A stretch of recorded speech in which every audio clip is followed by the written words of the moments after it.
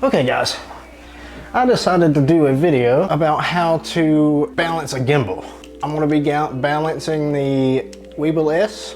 So when you get your WEEBIL S for the first time, it comes just like this. And then you get a tripod, mini tripod. So then you screw your tripod on here so you can stand it up. The WEEBIL S has these three locks to lock its three axes. What you want to do is you want to take these two, the top two, which would be the roll and the tilt motor, and unlock both of those, which the roll lock is right here on this side. The tilt lock is on this side of the tilt motor right here. You unlock both of those, set it like this, unlock both of those, and get your gimbal to look like this, just like that. Okay, so you get it looking just like this. Now it's probably a little, let me show it how I'm looking at it. You'll be looking at it like that. See? Now, first things first, I would suggest that you get some sort of quick release plate to put on the bottom of your camera. That way you can balance it. Once you balance it, you can just click your camera on and off and don't have to rebalance every time. But first things first, you put your camera on. I would put your plate all the way to the back of this. The WEEBIL S has got this little plate, which is a quick release plate in itself. But I like to put my own on there. So what you do is you click that on there, make sure it goes in, because you definitely don't want your camera coming off while you're shooting. That would be tragic. You just make sure this screws all the way back in. Put your screw right all the way to the back. There's an arrow right here on the thing that shows you which way the plate goes in the slot. Connect your camera, just like that. Perfect. Now, it's in my way. All right, now what we're gonna do is we're going to balance the tilt motor first. So we will unlock the tilt. My camera is back heavy. So what you want to do is there's this lever right here on the side. There's a lever right here on the side of it that slides your camera away. If it's back heavy, you want to slide it forward. If it's front heavy, you want to slide it backwards. So you slide it until it sets just like that. It's not hard, it's tedious. Oh, that's a little too far forward. Go backwards, that's too far back. What is kind of annoying about gimbals is you have to be, you can't really see my, whoa. What is really annoying about gimbals is you have to be very, very precise. It's like little bitty movements. If you go just a little bit too far, you gotta go the other way. That's the only thing I don't like. That motor, see how it's just staying there? That motor, that axis is balanced.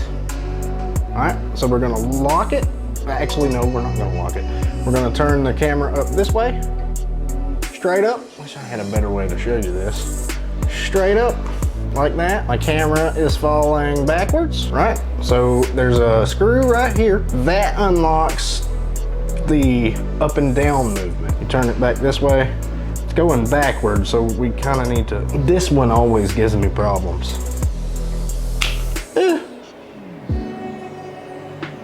All right, so that's all the way back. That's all the way down. All right, now we slide her up, slide her up. If it's going forward, you slide it up. If it's going backwards, you slide it down. The angle in which I'm doing this is not real good. Okay. Now let's check it. Way too far back, so we gotta go back down. We gotta drop it down, oop, just a little bit. Drop it down just a little bit more. Oop.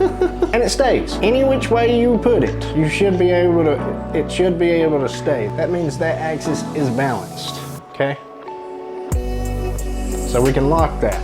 That axis is done. We're gonna balance this, the roll motor. Now, what you do, you unlock your roll motor. If your camera is actually not bad, but just for the sake of teaching, I'm just gonna screw it up, right? So my camera is going to the right. So what I wanna do, since it's going to the right, what I wanna do is scoot it that way. So there's a little lever on the back here, on the back of the plate that you set your camera on, just like that. slide it over. It's still going. Slide it over to the left, slide it, keep sliding it until it stays. And boom. Should be able to stay in any position now. So if I unlock all my axes, it should be able to stay in any position I put it. Just like that. See? All right, now we're gonna lock the tilt motor and the roll motor. Now we're gonna work on the pan motor. So for the pan is the one that does this. It's the big one on the bottom. So what you wanna do with this, you want to tilt it over.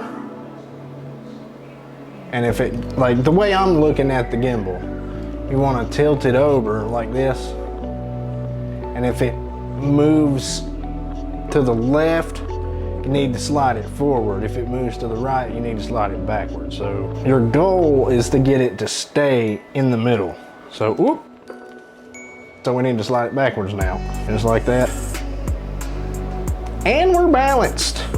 Now, big importance. Whenever you're turning your gimbal on, don't ever leave your axes, I've done this before, don't ever leave your axes locked, ever.